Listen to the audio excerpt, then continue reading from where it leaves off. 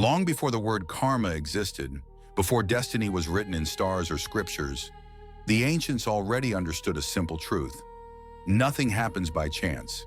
Every effect has a cause. Every cause produces an effect. The Hermetic masters called it the law of cause and effect, the invisible mechanism by which the universe maintains balance and order. They saw the cosmos as a vast sea of motion, every thought and action creating ripples that travel outward, touching everything in their path. Most of us live inside those ripples without ever realizing it, believing in coincidence, in luck, in fate, when in truth we are swimming in the results of our own vibration. Hermes Trismegistus wrote, "Chance is but a name for law not recognized." To him, randomness did not exist. What we call accident is simply a chain of causes we cannot see. Behind every event, behind every meeting and every moment of silence, there is a thread connecting all things back to a single source. Look around your life. Every circumstance, the people you meet, the challenges you face, the opportunities you receive, is not punishment or reward. It is feedback. The universe is constantly showing you the resonance of your past choices, your beliefs, your emotions, and your awareness. The outer world is the mirror where your inner causes become visible.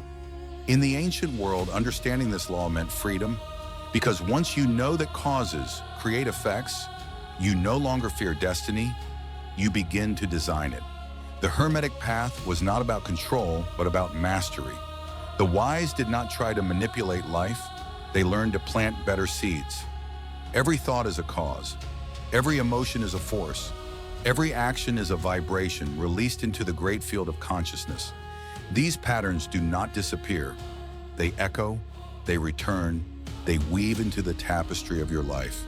The ignorant call it fate. The awakened call it symmetry. Imagine throwing a stone into still water. The ripples move outward, collide with others, and eventually return to the point of origin. Life works in the same way. What you send into the world, through intention, word, or deed, will find its way back to you, magnified by time and experience. The Egyptians depicted this law through Ma'at, the goddess of truth and balance. In their Book of the Dead, every soul was weighed against a single feather. If your heart was heavy with untruth, you could not pass into the light. But the symbolism was not about divine punishment, it was about harmony. When your actions and thoughts align with truth, your heart is weightless. You rise naturally. When they fall out of tune, you sink into chaos. Even modern science whispers the same principle. Newton's third law states that every action has an equal and opposite reaction. Physics and philosophy, separated by thousands of years, are merely describing the same architecture. Energy seeking balance, cause meeting effect. The Hermetic masters taught that this law operates on every plane: physical, mental, and spiritual. On the physical plane, you see it as momentum, pressure, gravity. On the mental plane, it becomes karma, consequence, synchronicity. On the spiritual plane, it becomes the eternal correction, the universe teaching itself through you. You can never escape the law, but you can rise above it. Hermes said, "Master the laws below, and you will be free from their chains." It means that as long as you act unconsciously, you are a puppet pulled by invisible strings. But once you awaken, once you understand the mechanics, you can guide the motion. The river does not stop flowing, but you can learn to steer the boat. Every great teacher understood this. Buddha called it the wheel of causation. Jesus called it the measure you give that will be measured back to you. Modern psychology calls it conditioning. Quantum science calls it feedback. But the meaning is the same. Nothing you send into the world vanishes. It only changes form and returns. If you feel trapped in repeating patterns, the same mistakes, the same relationships, the same obstacles, look not at the effects, but at the causes. Somewhere within you, a belief, a fear, or an old thought still vibrates at the same frequency. Life will repeat the lesson until the vibration changes. Awareness ends the cycle. To shift your destiny, you must shift your cause. Not through effort, but through understanding. When you see how the pattern works, it begins to dissolve. The moment you become conscious of an unconscious habit, it loses its power to control you. This is true freedom, not the ability to do whatever you want, but the awareness to stop creating what you no longer need. The Hermetic texts describe the cosmos as a school, not of punishment, but of refinement. Every challenge is an effect with a hidden cause inside you. Every pain carries information. Every joy confirms alignment. The wise do not resist experience, they study it. They ask, what vibration within me called this into being? Destiny, then, is not fixed. It is fluid, a living response to the frequencies you emit. The future is not written, it is tuned. Each moment, through thought and emotion, you are adjusting the strings of your existence. When they resonate with love, clarity, and purpose, life harmonizes around you. When they vibrate with fear or doubt, dissonance returns until you listen. It is said that when Hermes taught the law of causation, he drew a circle in the sand and placed a dot in the center. This, he said, is the path of the soul. The point is the cause. The circle is its effect. You may believe they are separate, but they are the same movement seen from different distances. That symbol, a circle with a point at its center, later became the sign of the sun, of gold, of divine perfection. Because when cause and effect are understood as one, enlightenment dawns. You realize there is no outside force judging you, only yourself meeting your own creation. When viewed through this lens, even suffering transforms. What you once called failure becomes feedback. What you once called loss becomes guidance. The universe is not against you. It is you speaking to yourself through consequence. To live in awareness of this law is to reclaim authorship of your life. You stop blaming chance and begin choosing alignment.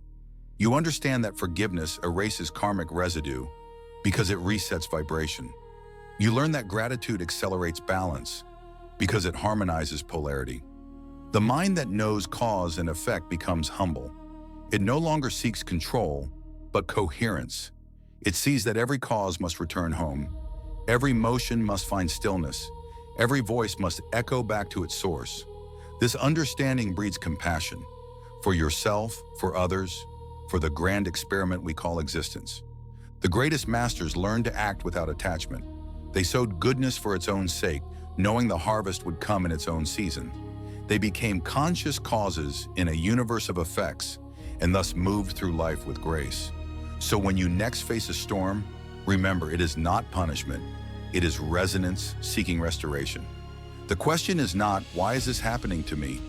But what vibration within me is asking to be healed? The moment you ask that, you step from effect into cause, from reaction into creation. In that moment, destiny changes direction. Perhaps this is what Hermes meant when he wrote, "The wise man controls his stars, while the fool is controlled by them."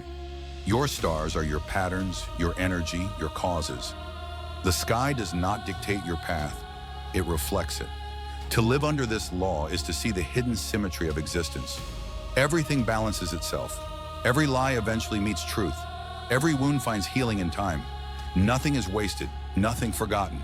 The universe remembers every cause, but not to condemn, to complete the circle. And once you see that every action shapes eternity, you begin to move with reverence. Words become sacred. Thoughts become instruments. Life becomes a dialogue between creator and creation, between cause and effect, always returning to the same divine mind. The final secret of this law is this: the highest cause is love. It is the vibration that harmonizes all others, the frequency that dissolves dissonance. When you act from love, you rise above lower causes. You become the source of new effects, healing, light, understanding. That is how the universe evolves, through consciousness remembering itself as love.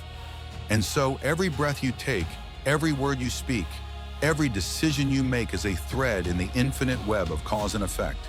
The question is no longer whether destiny exists, but whether you are aware that you are shaping it right now. Because destiny is not what happens to you. It is what happens through you. If you've begun to see the invisible mechanics behind your own life, don't miss the next episode. The principle of polarity, the unity behind all opposites. Follow the Midnight Library for stories from the edge of history, faith, and the mysteries that still shape humanity.